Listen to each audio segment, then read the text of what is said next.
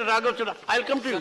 I'll come to you, Shri Raghav Chadha. Sir, मैं सबसे पहले आपका धन्यवाद करता हूं, आपने मेरे को क्लैरिफिकेशन पूछने का मौका दिया। सर, मेरा 267 भी इसी विषय पे था और मैं माननीय स्वास्थ्य मंत्री जी जो आज सदन में बयान दे रहे हैं उनके बयान का स्वागत करते हुए दो बातें रखना चाहता हूं। सर, पहली चीज, सर, चाइना से जो वीडियोस और जो न्यूज रिपोर्ट सामने आ रही हैं वो ये दिखा रहा है कि वैक्सीनेशन होने के बाद भी, वैक्सीनेशन का आपका स्टेटस जो भी हो उसके बाद भी ये वायरस लगातार हमला कर रहा है और जो तस्वीरें आ रही हैं वो दिखा रहा है कि चाइना का हेल्थ सिस्टम पूरी तरीके से ओवरवेल्म हो गया है।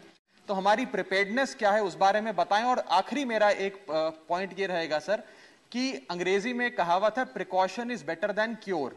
अगर हम चाइना से आने वाली फ्लाइट्स को बैन कर दें, उस पर रोक लगा दें, तो कम से कम जो सबसे ज्यादा इफेक्टेड कंट्री है वहां से आवाजाही बंद हो जाएगी, तो बहुत चीजें प्रिवेंट हो सकती हैं। ये मेरा सुझाव रहेगा माननीय स्वास्थ्य मंत्री। श्री तिरुचि शिवा।